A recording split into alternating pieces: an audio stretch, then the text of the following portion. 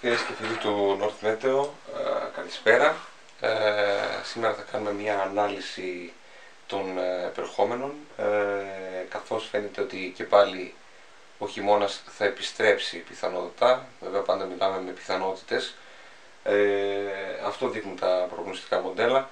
Βέβαια υπάρχει μια διχογνωμία αυτή τη στιγμή και τις προηγούμενες ημέρες, αλλά και σήμερα μεταξύ του ευρωπαϊκού και του αμερικάνικου μοντέλου.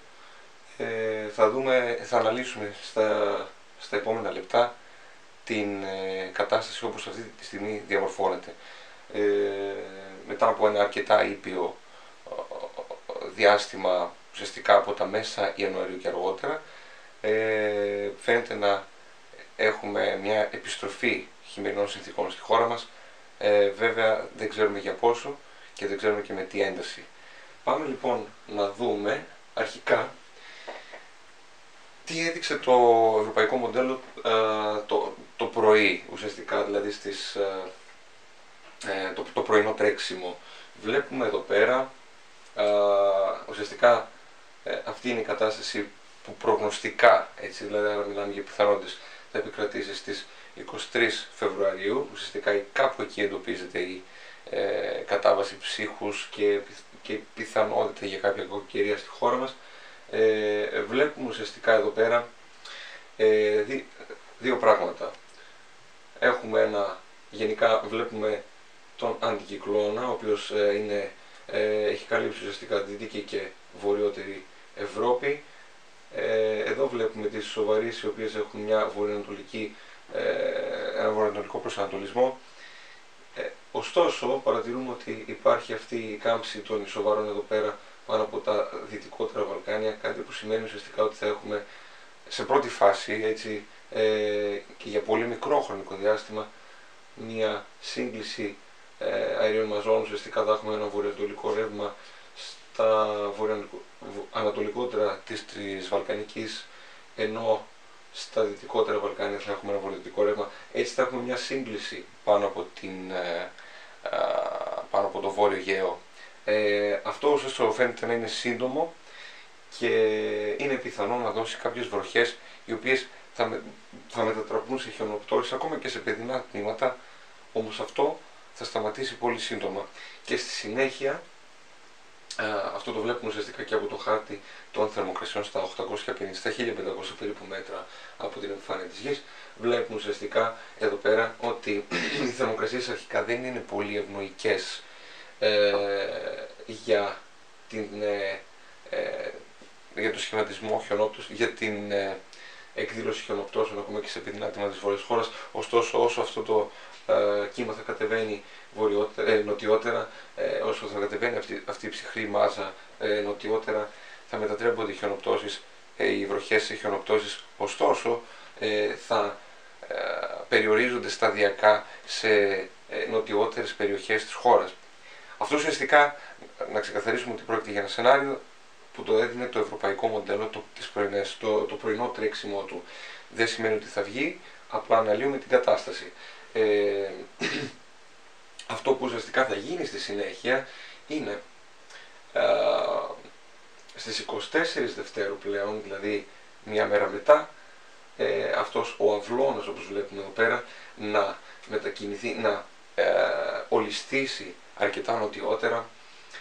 Πλέον να έχουμε τις ισοβαρείς σε σχεδόν ανατολική συνιστόσα, θα βλέπουμε πάνω από τη χώρα μας, κάτι που σημαίνει επικράτηση ανατολικών ανέμων, κάτι που σημαίνει ότι ο κύριος όγκος των φαινομένων αναμένεται γενικά στα ανατολικά υπηρετικά από τη Θεσσαλία και νοτιότερα.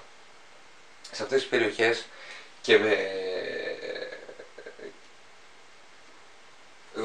τις περιοχές και βάσει και των θερμοκρασιών που θα δούμε στη συνέχεια, ουσιαστικά θα πρέπει να περιμένουμε χιονοπτώσεις αρκετά ισχυρές λόγω του ανατολικού ρεύματος. Αυτές εδώ πέρα ουσιαστικά οι περιοχές, όπως είπαμε, θα δέχονται αρκετά ισχυρές χιονοπτώσεις. Και βλέπουμε ουσιαστικά εδώ πέρα και την θερμοκρασία, πως σταδιακά αυτές οι ψυχρότερες αέριες μάζες κινούνται νοτιότερα. προκαλώντας χιονοπτώσεις ακόμα και σε παιδινά τμήματα. Αυτή την κατάσταση έδινε το ευρωπαϊκό το πρωί. Τώρα, το GFS πλέον, το αμερικάνικο μοντέλο, προγνωστικό μοντέλο, έχουμε τα δεδομένα του 12, δηλαδή του απογευματινού τρεξίματος, στο οποίο τα πράγματα δεν είναι τόσο ευνοϊκά για αυτούς που θέλουν χιονοπτώσεις στη χώρα μας. Ωστόσο δεν υπάρχει ακόμα και τώρα η πιθανότητα για κάτι. Ωστόσο φαίνεται να μην είναι τόσο σημαντικές αυτές οι χιονοπτώσεις σύμφωνα με το 12 πάντα του αμερικανικού μοντέλου. Εδώ ουσιαστικά έχω βάλει κάποια σημάδια για να κάνουμε μια σύγκριση με το ευρωπαϊκό μοντέλο, με το τι έδειχνε το πρωινό τρέξιμο. Πρώτον, βλέπουμε εδώ πέρα τον αυλώνα, ουσιαστικά είναι αρκετά ανατολικότερα, πολύ ουσιαστική διαφορά αυτή, αρκετά ανατολικότερα ο αυλώνας. Βλέπετε εδώ πέρα ουσιαστικά μια ολόκληρη Ελλάδα ανατολικότερα, κάτι που σημαίνει περίπου 1000 χιλιόμετρα ανατολικότερο ο αυλώνας. Κάτι που σημαίνει γενικώς ότι θα έχουμε σε πρώτη φάση πιο ασθενή σύγκληση, αυτή που είπαμε γενικά του βορειοδυτικού με το ανατολικό ρεύμα, βορειοανατολικό ρεύμα, κάτι που σημαίνει λιγότερα φαινόμενα στη βόρεια χώρα, στην εκκίνηση ουσιαστικά, και κάτι που σημαίνει ότι και στη συνέχεια περιμένουμε κάτι πιο ισχνό, μια πιο ισχνή κακοκαιρία, με λιγότερο ψύχος γενικά και με λιγότερα φαινόμενα και πιο ασθενή. Εδώ επίσης βλέπουμε κάτι ακόμα. Βλέπετε ουσιαστικά αυτό είναι το κλειδί σε αυτή την κακοκαιρία. Δεν είναι τόσο ότι ο αυλώνας βρίσκεται ανατολικότερα ή δυτικότερα, αλλά ότι ο αντικυκλώνας αυτός υπάρχει πιθανότητα να καταρρεύσει, όπως λέμε, πολύ γρήγορα. Εδώ πέρα βλέπουμε το ίχνος της ισοβαρούς των 1025 millibars σύμφωνα με το ευρωπαϊκό, ενώ την ίδια στιγμή στο GFS το 12 βλέπουμε ότι αυτή η ισοβαρής έχει κατέβει περίπου 500 χιλιόμετρα, όπως εκτιμώ, έτσι, πολύ πρόχειρα, νοτιότερα, κάτι που σημαίνει ότι ουσιαστικά σμπρώχνει γενικά τα φαινόμενα πιο νότια και βεβαίως πιο ανατολικά, γιατί και ο αυλώνας βρίσκεται ανατολικότερα. Κάτι που σημαίνει ότι γενικά τα φαινόμενα θα πάνε προς την Τουρκία και την Κύπρο. Αυτό ουσιαστικά είναι το σενάριο που δώσαμε και προχθές σαν ομάδα του North Meteo, όλη η ομάδα του North Meteo, σαν το σενάριο Β2, που είναι ουσιαστικά ο αυλώνας θα πηγαίνει αρκετά ανατολικά. Βέβαια, κάποια σκάγια εντός εισαγωγικών θα δεχτούν και περιοχές κυρίως της ανατολικής χώρας, με πολύ πλέον μικρή πιθανότητα να περιλαμβάνονται μέσα σε αυτές και η κεντρική Μακεδονία που ενδιαφέρει αρκετούς. Ωστόσο, και πάλι λέω και αναφέρω ότι αυτό είναι απλά ένα σενάριο και είναι το πιο φρέσκο σενάριο που έχουμε ουσιαστικά αυτή τη στιγμή. Θα πρέπει να περιμένουμε να δούμε και τι θα δείξει και το ευρωπαϊκό.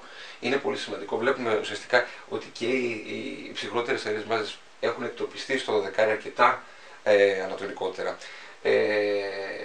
Κάτι που σημαίνει ότι ακόμα και στις περιοχές που θα περιμένουμε φαινόμενα, αυτά πιθανότητα δεν θα είναι χιονοπτώσεις στα παιδινότερα τμήματα.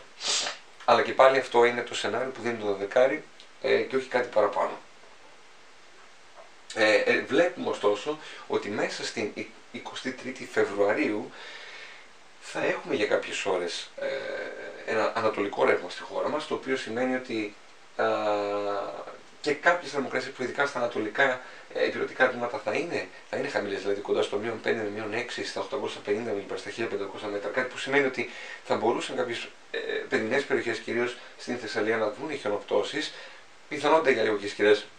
Αυτό δεν έχει και ιδιαίτερη σημασία να το πούμε από τώρα και να το προβλέψουμε, αλλά ουσιαστικά βλέπουμε αρκετά πιο ισχνή την κατάσταση στο 12, κάτι που δεν ευνοεί χιονοπτώσεις μεγάλης διάρκειας και έντασης γενικά.